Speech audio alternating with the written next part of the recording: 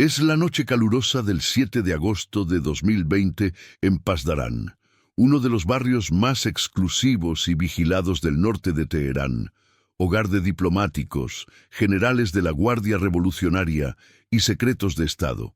Un Renault L90 sedán blanco circula tranquilamente por la calle, ajeno al hecho de que la fecha en el calendario no es una coincidencia, sino una sentencia. Al volante va un hombre de barba grisácea conocido por sus vecinos como Habib Daoud, un supuesto profesor de historia libanés vinculado a Hezbollah. A su lado, en el asiento del pasajero, viaja su hija, Mariam, una viuda joven de 27 años. Parecen una familia normal, regresando a casa después de la cena. Pero nada es lo que parece en esta calle. Habib Daoud no existe. Es una identidad fantasma creada por la inteligencia iraní para ocultar a uno de los hombres más buscados del planeta. Abdullah Ahmed Abdullah, alias Abu Muhammad al-Masri, el segundo al mando de Al-Qaeda y el cerebro maestro detrás de los atentados a las embajadas de Estados Unidos en 1998. Durante 17 años, ha vivido bajo la protección secreta del régimen iraní, creyéndose intocable en el corazón de la capital chiita. Sin embargo, mientras el coche reduce la velocidad cerca de su casa, el zumbido de un motor de motocicleta rompe el silencio. Una moto, con dos ocupantes vestidos de negro, se desliza por el punto ciego del conductor. No hay gritos, no hay advertencias. El pasajero de la moto levanta una pistola equipada con un silenciador profesional. 5 disparos secos y metálicos suenan en rápida sucesión. Puft, puft, puft. 4 balas atraviesan el cristal y destrozan a los ocupantes. La quinta impacta en un coche cercano. La moto acelera y desaparece en el laberinto de Teherán antes de que los casquillos toquen el asfalto. Exactamente 22 años después de que al-Masri ordenara matar a cientos de personas en África, la justicia ha llegado sobre 2 ruedas en territorio enemigo. El asesinato de Abu Muhammad al-Masri en el centro de Teherán es una de las operaciones de inteligencia más audaces y desconcertantes del siglo XXI. Una historia que parece desafiar la lógica geopolítica básica.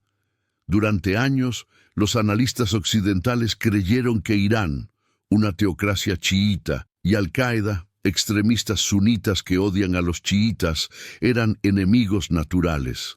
Pero la muerte de al-Masri expuso una alianza de conveniencia, oscura y pragmática. Irán albergaba a la cúpula de Al-Qaeda como una póliza de seguro contra Estados Unidos, permitiéndoles vivir en un lujoso arresto domiciliario mientras planeaban operaciones globales. La eliminación de al-Masri no fue obra de los Navy SEALs ni de un Drone Reaper estadounidense, sino de agentes del Kidon, la unidad de asesinatos del Mossad israelí, actuando bajo petición directa de Washington. Fue una operación quirúrgica en territorio hostil, ejecutada sin dejar huellas dactilares, que envió un mensaje escalofriante al régimen de los ayatolás. Podemos matar a quien queramos, donde queramos, incluso en vuestro barrio más seguro.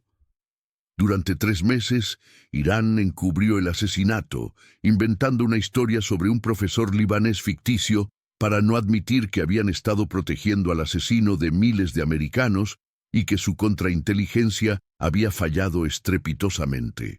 Esta es la crónica de cómo los espías israelíes rastrearon a un fantasma durante décadas y ejecutaron una venganza histórica en el aniversario exacto de sus crímenes. Si te interesan las alianzas secretas del terrorismo, las operaciones encubiertas de alto riesgo y cómo el Mossad opera detrás de las líneas enemigas, suscríbete ahora. Activa la campanita para recibir el informe de misión. Dale a me gusta si crees que la memoria de la inteligencia es larga y su brazo aún más. Enciendan los motores. El objetivo está en movimiento. Para comprender la magnitud de la silueta que se desplomó sobre el asiento de cuero de un Renault en Teherán en 2020, es imperativo rebobinar la cinta de la historia 22 años exactos, hasta una mañana soleada de agosto de 1998 en el este de África. Abdullah Ahmed Abdullah, conocido en el submundo del yihadismo global como Abu Muhammad al-Masri, no era un simple peón en el tablero del terror. Era un gran maestro, un estratega cerebral y meticuloso que había estado presente en la fundación misma de Al-Qaeda junto a Osama Bin Laden en las cuevas de Afganistán. Nacido en Egipto y forjado en el fútbol profesional antes de cambiar el balón por el fusil Kalashnikov, al-Masri se convirtió en el jefe de planificación operativa de la organización. Su obra maestra del horror se reveló al mundo el 7 de agosto de 1998. A las 10:30 de la mañana, 2 camiones bomba cargados con toneladas de explosivos detonaron casi simultáneamente frente a las embajadas de Estados Unidos en Nairobi, Kenia, y Dar es Salaam, Tanzania.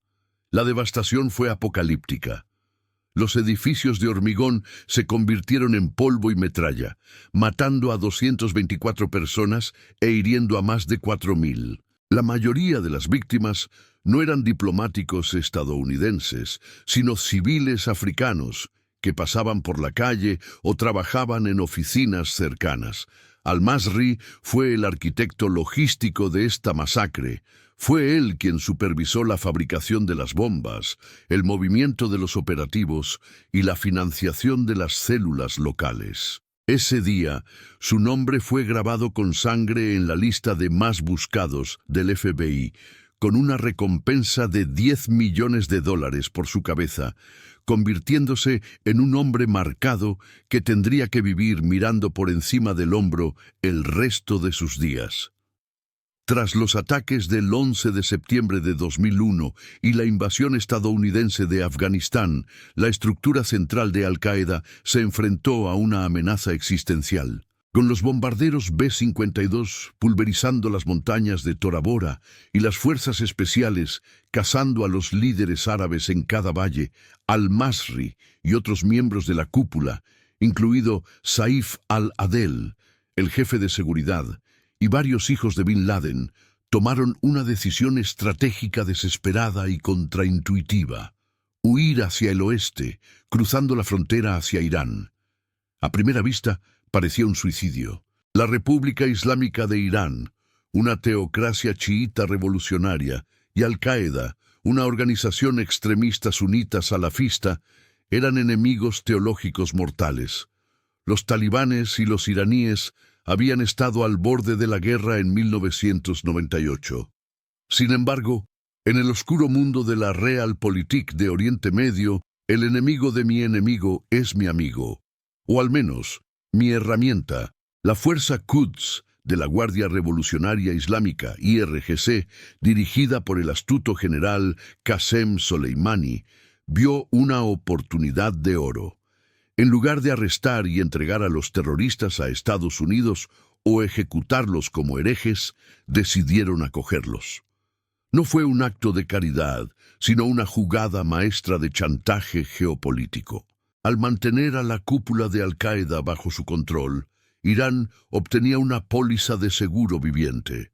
Garantizaban que Al-Qaeda nunca atacaría objetivos dentro de Irán y al mismo tiempo tenían una carta de negociación valiosa para usar contra Washington en el futuro. Así comenzó la extraña y secreta vida de Abu Muhammad al-Masri en la jaula de oro persa. Inicialmente, las condiciones fueron duras. Los líderes de Al-Qaeda y sus familias pasaron tiempo bajo arresto domiciliario estricto en complejos militares y casas seguras en el este de Irán, interrogados y monitoreados constantemente. Pero con el paso de los años, y especialmente tras ciertos intercambios de prisioneros secretos, como el canje de un diplomático iraní secuestrado en Yemen en 2015, las restricciones se relajaron notablemente. Al-Masri fue trasladado a Teherán, al exclusivo distrito de Pasdarán, un enclave de riqueza y poder donde vivían los altos funcionarios del régimen. La inteligencia iraní le construyó una leyenda operativa perfecta. A partir de entonces sería Habib Daoud, un profesor de historia libanés refugiado afiliado a Hezbollah que vivía una vida tranquila de retiro académico. Se le permitió moverse con relativa libertad, conducir su propio coche, ir de compras a los bazares locales y llevar una vida suburbana aparentemente normal. Sus vecinos lo veían como un hombre educado y piadoso, sin tener la menor idea de que el anciano que compraba pan era el responsable de la muerte de cientos de personas en África y el mentor estratégico de la yihad global. Bajo esta identidad falsa, Al-Masri no estaba inactivo, aunque oficialmente retirado, y bajo la vigilancia del Ministerio de Inteligencia iraní, MOIS, las agencias de espionaje occidentales sabían que seguía siendo un nodo vital en la red terrorista. Desde su villa en Teherán, se cree que mantenía comunicaciones discretas con la filial de Al-Qaeda en Siria y con el liderazgo central en Pakistán, actuando como un consejero emérito y un gestor de crisis. Su importancia se vio reforzada por sus lazos familiares. Su hija, Mariam, una joven inteligente y radicalizada que había crecido en la fuga, se casó en Irán con Hamza bin Laden, el hijo favorito de Osama y el heredero ungido de la organización. Esta unión dinástica consolidó la posición de Al-Masri como el guardián del legado de bin Laden. Incluso después de que Hamza fuera eliminado en una operación estadounidense, en la región de Afganistán-Pakistán, Mariam permaneció al lado de su padre en Teherán, compartiendo su exilio dorado y su destino.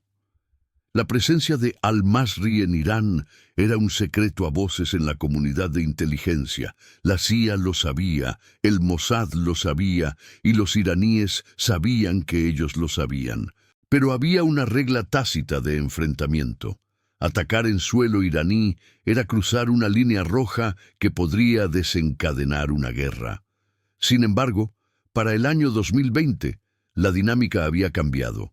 La administración Trump había adoptado una política de máxima presión contra Irán y Israel, bajo la dirección del jefe del Mossad Yossi Cohen, estaba llevando a cabo una guerra en la sombra cada vez más agresiva contra el programa nuclear y los activos iraníes, como el robo del archivo nuclear en 2018. La inteligencia israelí, que monitoreaba constantemente a Habib Daoud, notó patrones de rutina que lo hacían vulnerable. Sabían que conducía su Renault L90 blanco sin escolta armada visible, confiado en la protección implícita de su anfitrión. Para Estados Unidos, Al-Masri era una cuenta pendiente desde 1998, un fantasma que se había escapado demasiadas veces. Pero Washington no tenía la capacidad operativa para ejecutar un asesinato en las calles de Teherán sin arriesgarse a un desastre diplomático o militar masivo. Necesitaban un actor que tuviera la capacidad de infiltración, la voluntad política y la negación plausible para apretar el gatillo. La petición se transmitió a Tel Aviv. El Mossad aceptó el contrato. No se trataba solo de hacer un favor a su aliado americano. Eliminar al número 2 de Al-Qaeda servía a los intereses de seguridad de Israel al debilitar a una organización enemiga y simultáneamente humillar a Irán, demostrando que su capital no era segura para nadie. La fecha elegida para la ejecución no fue aleatoria. Se marcó en el calendario el 7 de agosto, el 22º aniversario exacto de los atentados en África.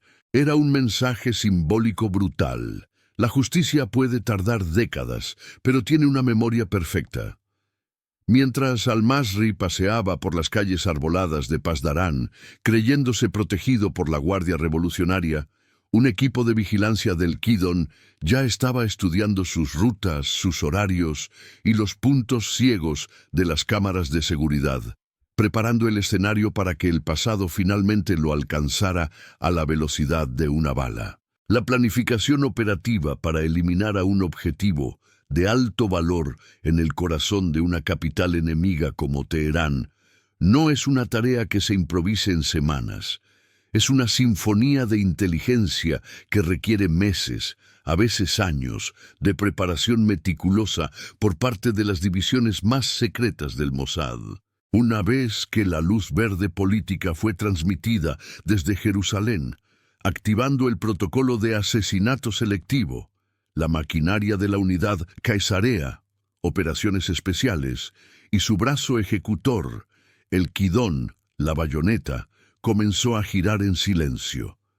El desafío táctico era inmenso. Teherán no es Dubái ni Beirut. Es una ciudad bajo vigilancia constante, saturada de cámaras de reconocimiento facial, controles de la Guardia Revolucionaria, IRGC, y una red de informantes del Basij en cada esquina. Enviar a un equipo de oficiales israelíes con pasaportes falsos al terreno, como se hizo en la operación de Dubái en 2010, se consideró un riesgo suicida e innecesario. En su lugar, el Mossad optó por una estrategia híbrida que había perfeccionado durante la década anterior en su guerra contra los científicos nucleares iraníes.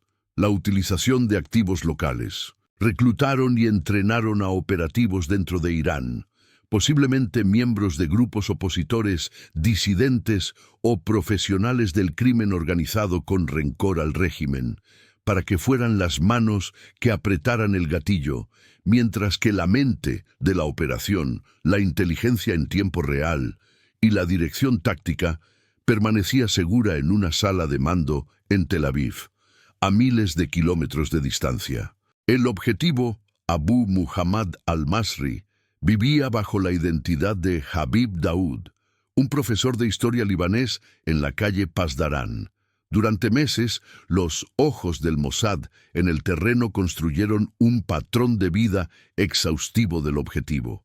Sabían a qué hora apagaba las luces, qué marca de pan compraba y, lo más importante, su rutina de conducción de los viernes por la noche. Descubrieron que al-Masri, confiado en su anonimato y en la protección del Estado iraní, solía salir a conducir su sedán Renault L90 blanco sin escolta visible, a menudo acompañado por su hija Mariam, la viuda de Hamza bin Laden. Esta información era crucial. El Mossad decidió que el método de ejecución sería el clásico drive-by en motocicleta. Esta táctica ofrece ventajas cinéticas insuperables en un entorno urbano denso.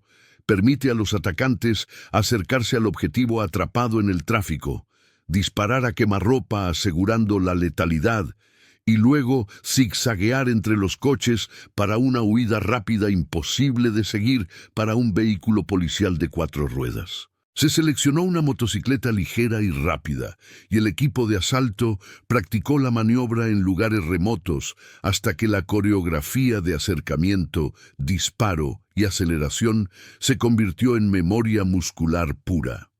El arma elegida fue una pistola semiautomática, probablemente una Beretta calibre .22 o 9 mm, equipada con un supresor sónico, silenciador, de alta calidad y un recogedor de casquillos improvisado o la disciplina de no dejar evidencia balística fácil. La fecha del 7 de agosto de 2020 amaneció calurosa y polvorienta en Teherán.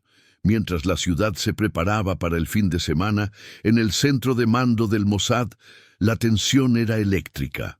Los analistas de la unidad 800 y 200 monitoreaban las comunicaciones de la policía y los servicios de emergencia iraníes para detectar cualquier alerta temprana, mientras que los controladores de la misión mantenían contacto seguro con el equipo de asalto en el terreno. A medida que caía la noche y las luces de las farolas de vapor de sodio teñían de naranja las calles de Pasdarán, el Renault L90 blanco de al-Masri salió de su garaje.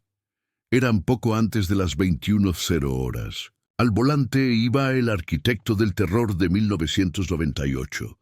A su lado, su hija Maryam, una mujer de 27 años que no era considerada una simple civil inocente por las agencias de inteligencia, sino una operativa radicalizada, entrenada en los campos de Afganistán y preparada para asumir un rol de liderazgo en la organización. El coche avanzó lentamente por la calle, con las ventanillas subidas y el aire acondicionado funcionando, aislando a sus ocupantes del ruido de la ciudad. No tenían idea de que estaban siendo seguidos por una sombra mecánica.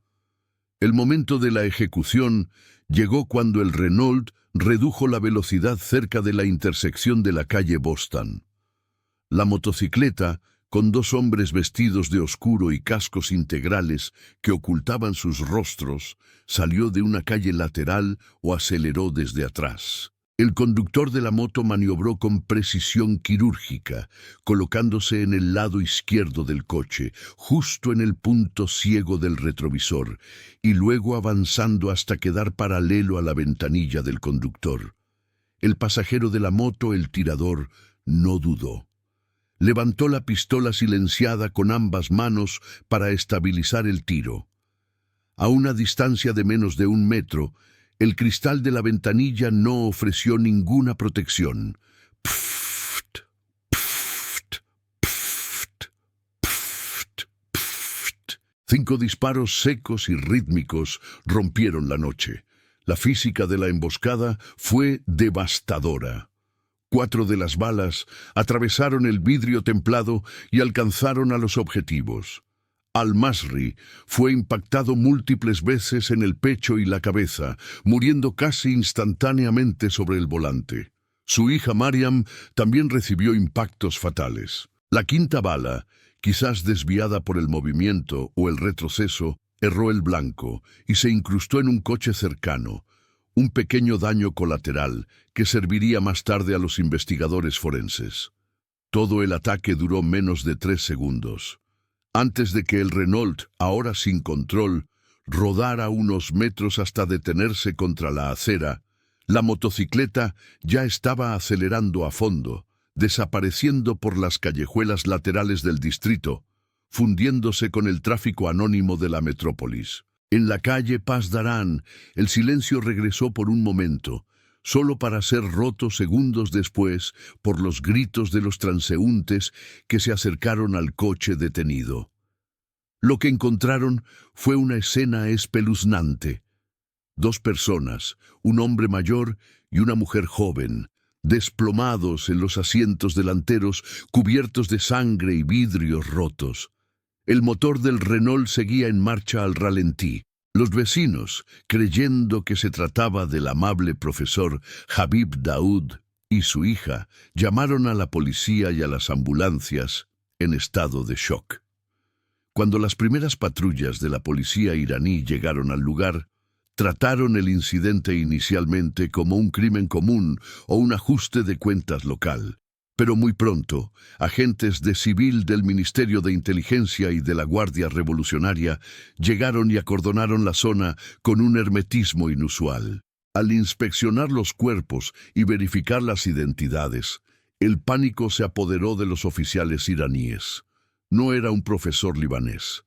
El hombre muerto era el invitado secreto más valioso del régimen, la palanca de presión contra Occidente, asesinado bajo sus propias narices en su barrio más seguro.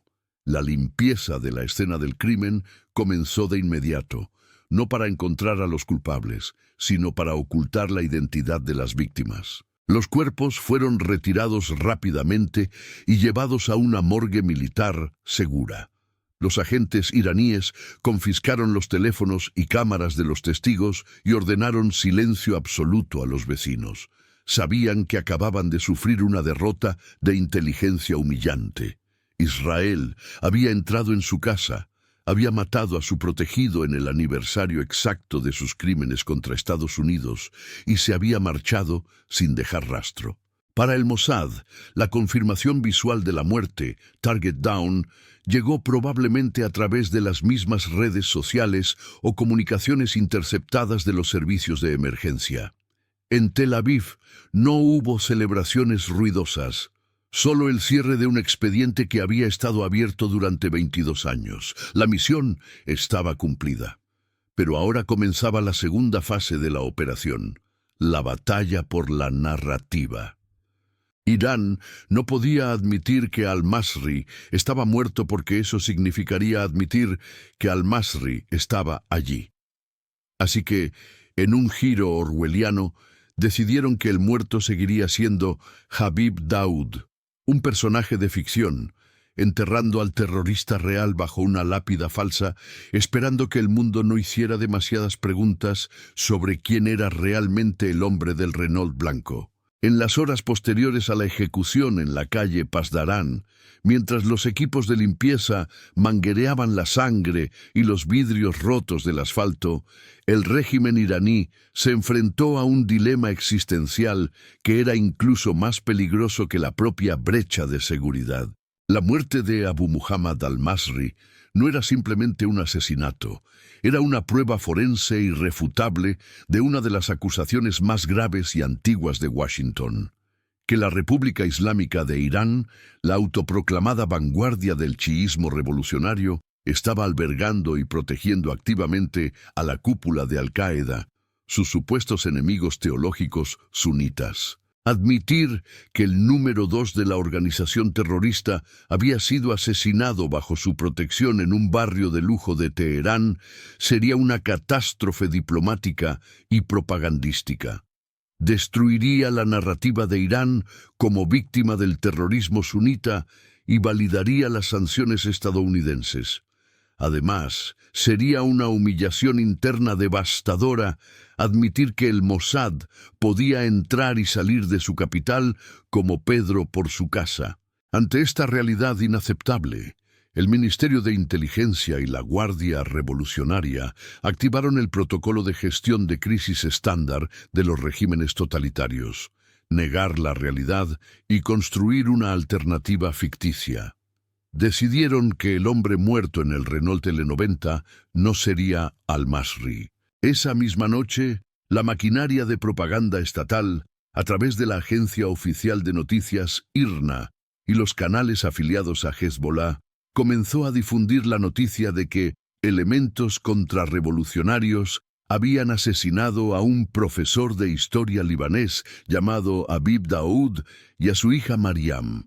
La construcción de la leyenda de Habib Daoud fue un esfuerzo torpe pero insistente. Los medios estatales publicaron biografías breves y vagas, describiéndolo como un académico respetado y miembro de Hezbollah que había servido a la causa de la resistencia.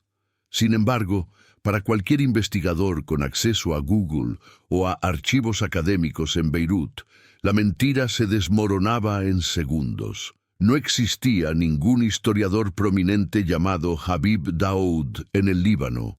No había registros de sus publicaciones, ni fotos de conferencias, ni estudiantes que lloraran su muerte. Era un fantasma digital. A pesar de la fragilidad de la coartada, el régimen se aferró a ella con tenacidad. Se organizó un funeral discreto pero solemne, donde se enterraron los cuerpos bajo lápidas con nombres falsos, sellando el secreto bajo tierra. Durante semanas, el silencio funcionó. Los medios occidentales, distraídos por la pandemia global de COVID-19 y las turbulentas elecciones presidenciales en Estados Unidos, apenas prestaron atención a un tiroteo más en Oriente Medio. Al-Qaeda, por su parte, también mantuvo un silencio sepulcral. Para la organización terrorista, reconocer que su vicecomandante había muerto cómodamente instalado en el corazón del imperio hereje chiita era políticamente suicida. Socavaría su legitimidad ante sus propios reclutas sunitas radicales, que consideran a los chiitas como apóstatas peores que los infieles occidentales. Así, se formó una extraña alianza de silencio entre la víctima, Al-Qaeda, el anfitrión, Irán, y los verdugos, Israel y donde nadie tenía prisa por decir la verdad.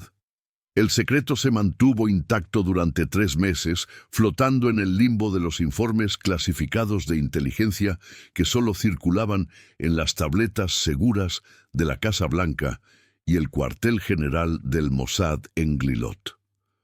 Pero en el mundo del espionaje, la información es un arma que se dispara cuando causa más daño. A mediados de noviembre de 2020, justo después de las elecciones estadounidenses y en medio de la transición de poder, la historia se filtró deliberadamente a la prensa.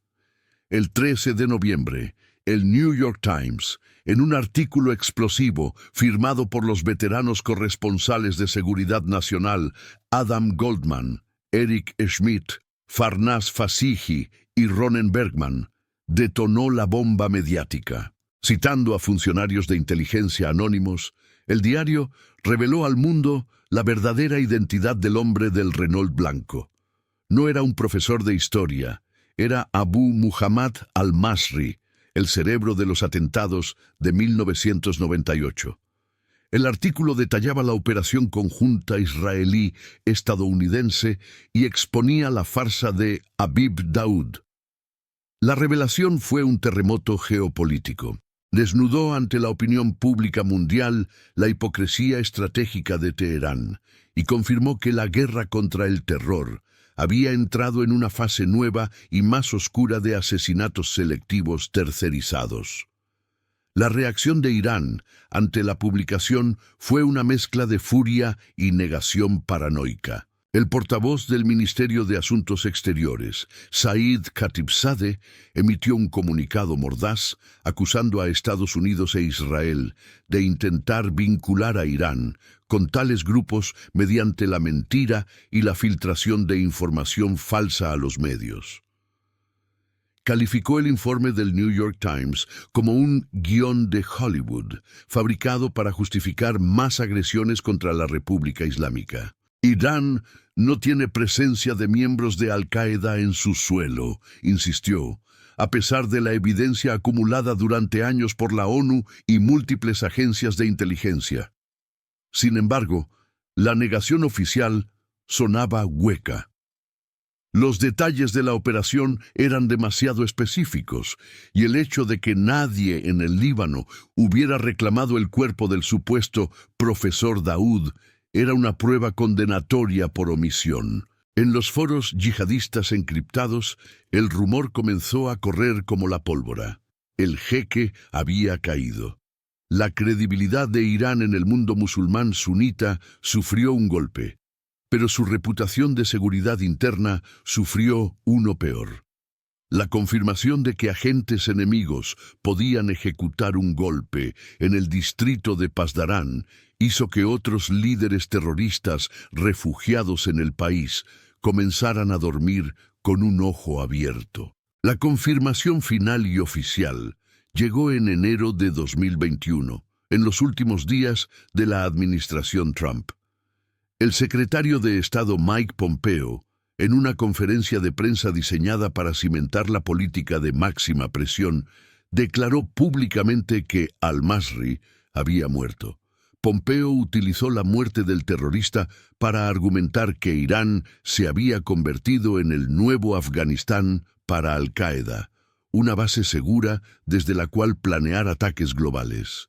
Al-Qaeda tiene una nueva base de operaciones, es la República Islámica de Irán, dijo Pompeo, validando la operación de agosto. Aunque algunos analistas vieron esto como una hipérbole política para dificultar el retorno de la administración Biden al acuerdo nuclear, el hecho central, la muerte de al-Masri en Teherán, ya era innegable. La operación había logrado un objetivo doble: táctico, al eliminar a un líder terrorista veterano capaz de planear ataques sofisticados, y estratégico, al quemar la carta de la negación plausible de Irán. La mentira del profesor Habib había sido expuesta y con ella la naturaleza cínica de las alianzas en el Oriente Medio moderno. El fantasma había sido cazado, y su muerte había arrancado la máscara a sus protectores, dejando al descubierto una red de complicidades que nadie quería ver, pero que ya nadie podía ignorar. La eliminación de Abu Muhammad al-Masri en el asfalto de la calle Pasdarán no solo dejó una mancha de sangre física en el pavimento de Teherán, dejó un vacío de poder abismal en la cima de la jerarquía de Al-Qaeda, un vacío que obligó a la organización a enfrentarse a su realidad operativa más incómoda y peligrosa.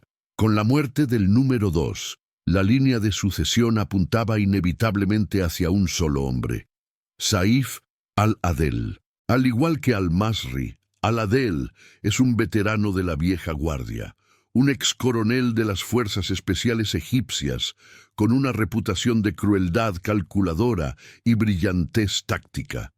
Pero la ironía macabra del destino y la geopolítica es que Saif al-Adel también reside en Irán. Es el último de los fantasmas de Teherán. La muerte de su predecesor y compañero de exilio envió una señal inequívoca al nuevo emir en la sombra. Su refugio ya no es un santuario, sino una trampa mortal potencial. Saif al-Adel se encuentra ahora en la posición paradójica de tener que dirigir una yihad global sunita desde el corazón de una teocracia chiita que lo desprecia teológicamente, pero lo utiliza estratégicamente, sabiendo que en cualquier momento, si el cálculo político de los ayatolás cambia o si el Mossad decide volver a visitar el vecindario, su vida vale menos que la bala que lo matará. La operación del 7 de agosto transformó su existencia. Cada motocicleta que pasa cerca de su ventana, cada vecino nuevo, cada fallo en su línea telefónica es ahora un presagio de muerte inminente.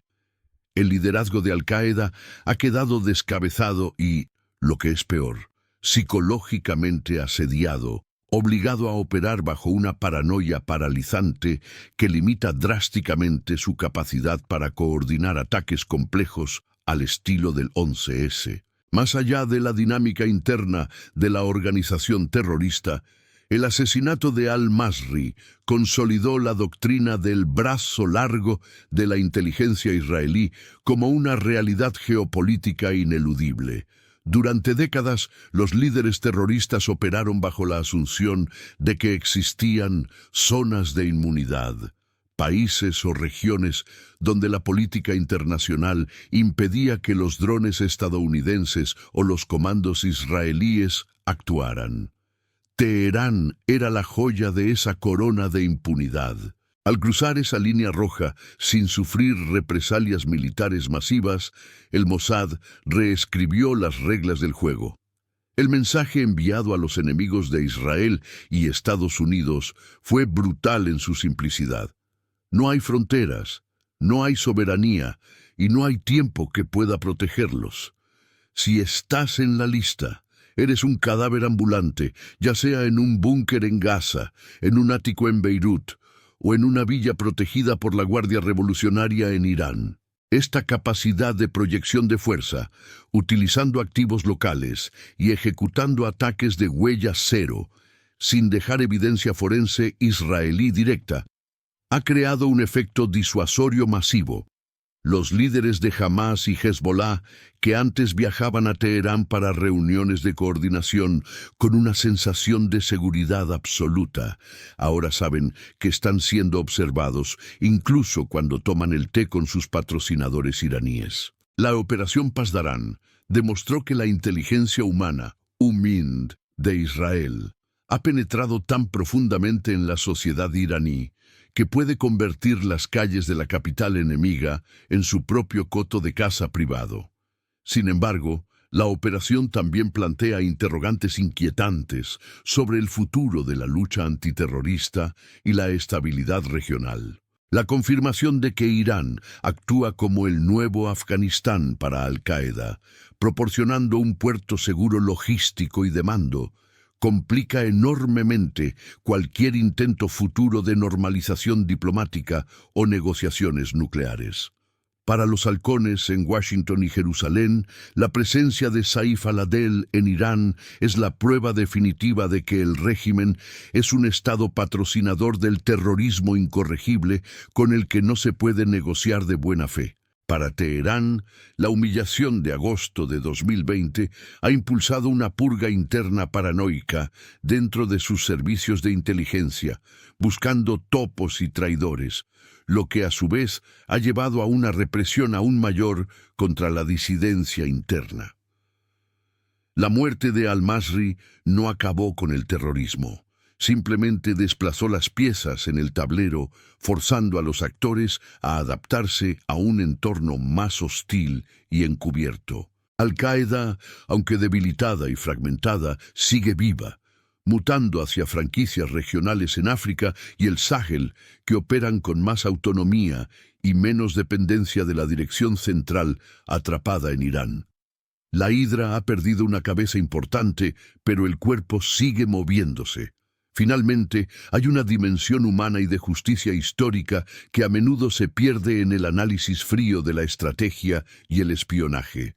Para las familias de las 224 víctimas de los atentados de las embajadas en Kenia y Tanzania, y para los miles de heridos que todavía llevan las cicatrices de aquel 7 de agosto de 1998, la muerte de Abu Muhammad al-Masri ofrece un cierre sombrío pero necesario.